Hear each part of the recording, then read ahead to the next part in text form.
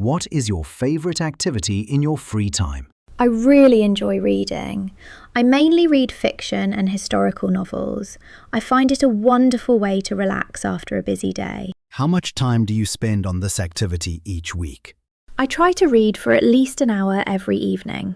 At weekends, I sometimes spend an entire afternoon reading, especially if the book is particularly gripping. Do you think people today have enough free time? Honestly, I don't think they do. Modern life is so busy and demanding. People are constantly connected to work through their phones, which makes it difficult to truly switch off and relax.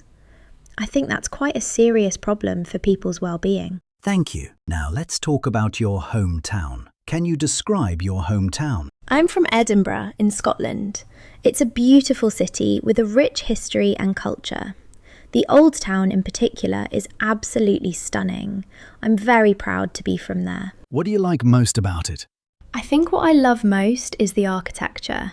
The buildings are incredible, especially Edinburgh Castle, which sits high above the city. It gives the whole place a very dramatic and romantic feel. Has your hometown changed much in recent years? Yes, quite significantly actually. Tourism has grown enormously, which has brought economic benefits, but also some challenges.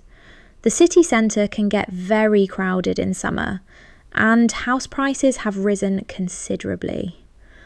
It's still a wonderful place to live though. Thank you. Now, let's talk about music. Do you enjoy listening to music? Not really. I don't listen to music at all. It's simply not part of my lifestyle. I prefer silence or spoken content like lectures and podcasts because they help me focus and learn something new. What kind of music do you prefer, if any? Honestly, none. I don't have a preference since I don't engage with music. Instead, I spend my free time reading or practicing English, which I find more meaningful and productive. Do you think music is important for young people? It might be important for some, but not for everyone. In my view, young people can express themselves through many other activities: sports, writing, or art. Music is just one option, not a necessity.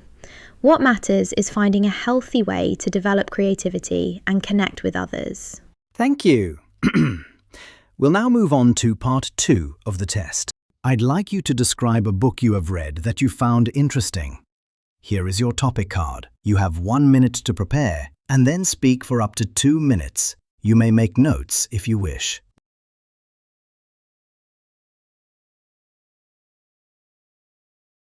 The book I'd like to talk about is *Sapiens* by Yuval Noah Harari. It's about the history of humankind from the earliest humans to the present day. I decided to read it because a colleague recommended it, saying it would change my perspective.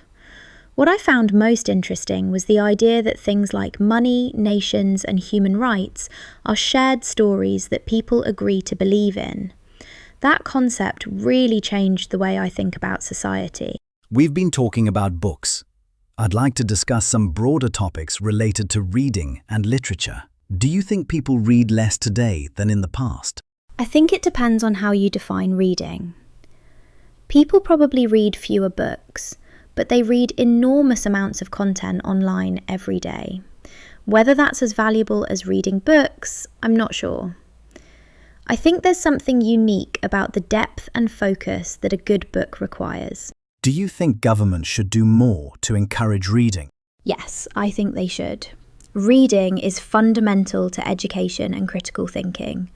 Governments could do more to fund libraries and literacy programs, especially in disadvantaged communities where access to books can be quite limited. Investing in reading is ultimately investing in people. Do you think printed books will eventually disappear? I don't think so, no.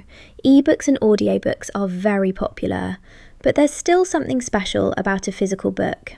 Many people prefer the experience of holding a real book, turning actual pages. I think printed books will survive, perhaps as a more premium product, but they won't disappear entirely. Thank you, Sarah. That is the end of the IELTS speaking test. Thank you. We hope this practice test helped you prepare for your IELTS exam. Remember, The key to success in speaking is consistent, daily practice. Try answering one of today's questions in the comments below. We read every single comment. Subscribe to Fluent English UK for new IELTS practice tests every week, helping you achieve the band score you deserve.